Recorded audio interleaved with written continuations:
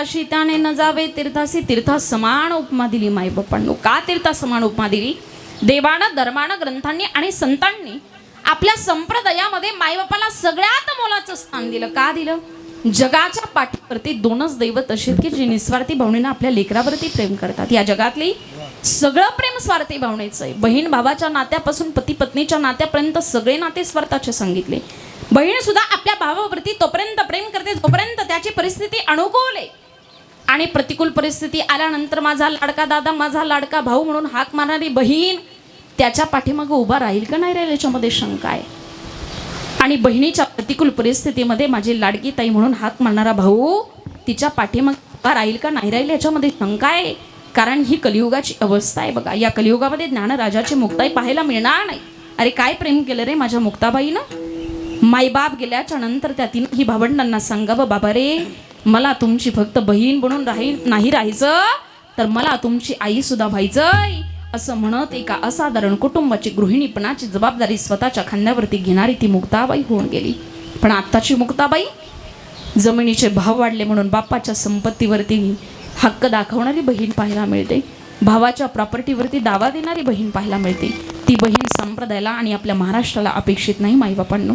अरे बहीण भावाच्या नात्यात स्वार्थ याच्यामध्ये नवल नाही बरं का. पती पत्नीच्या नात्यात सुद्धा स्वार्थ सांगितला. एक पत्नी सुद्धा आपल्या पतीवरती तोपर्यंत प्रेम करते जोपर्यंत घर, गाडी, बंगला, प्रॉपर्टी, पैसा, पद, प्रतिष्ठा, ऐश्वर्य, संपत्ती सगळ्या गोष्टी त्याच्याकडे तोपर्यंत. पण या सगळ्या गोष्टी लयाला गेल्यानंतर प्रेम करेल की नाही करेल याच्यामध्ये शंका आहे.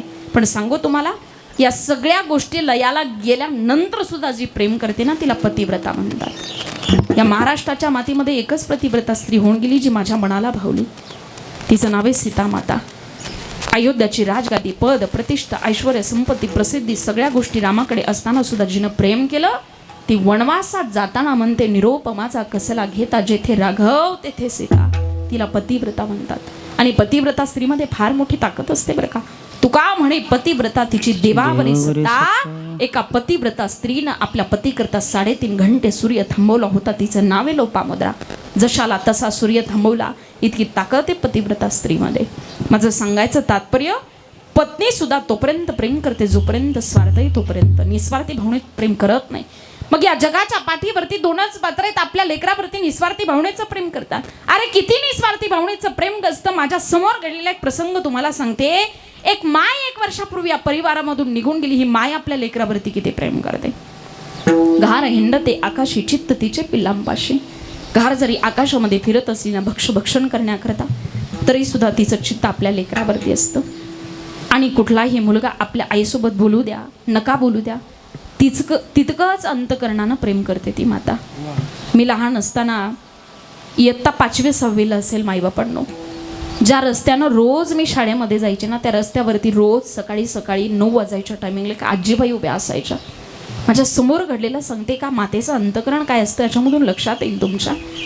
त्या शाळेमध्ये जात असताना रोज सकाळी रस्त्यावरती न चुकता 9 वाजायच्या टायमिंगला त्या आजी दिसायच्या. आसुसलेला भाव मला त्यांच्या चेहऱ्यावरती दिसायचा. अंतकरणामध्ये प्रश्न उत्पन्न व्हायचा, अरे या आजींना रोज मी या रस्त्यावरती पाहते, या आजी कशासाठी थांबत असतील बरं. पण वय लहान होतं, धाडस नाही झालं कधी विचारण्याचं. एक दिवस घरूनच विचार करून गेले, थोडासा ऐकू द्या. आज मात्र आजींना प्रश्न विचारायचा, आजी तुम्ही या ठिकाणी कशा करते थांबता बरं. घरून निघाले, माझ्या हातामध्ये डब्बा होता, त्या रस्त्यावरती गेले आणि न चुकता 9 वाजायच्या टायमिंगला ज्यावेळेला त्या आजींना मी तिथं पाहिलं ना त्या आजींना प्रश्न विचारला, आजी या रस्त्यानं रोज मी याच टायमिंगला शाळेमध्ये जाते, न चुकता तुम्हाला या रस्त्यावरती मी रोज 9 वाजायच्या टायमिंगला पाहते, तुम्ही कशा करता थांबता, तुम्हाला काय हवंय का, म्हटलं तुम्हाला भूक लागली का, माझ्याकडे डब्बा आहे तुम्हाला डब्बा देऊ का.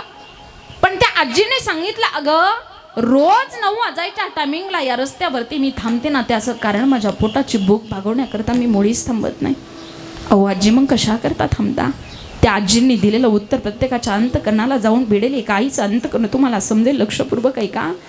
ती माय सांगते रोज 9 वाजायच्या टायमिंगला या रस्त्यावरती थांबते ना त्याचं कारण या रस्त्यावरून रोज जी लाल रंगाची 4 व्हीलर गाडी जाते ना त्या गाडीतला माझा मुलगा आहे.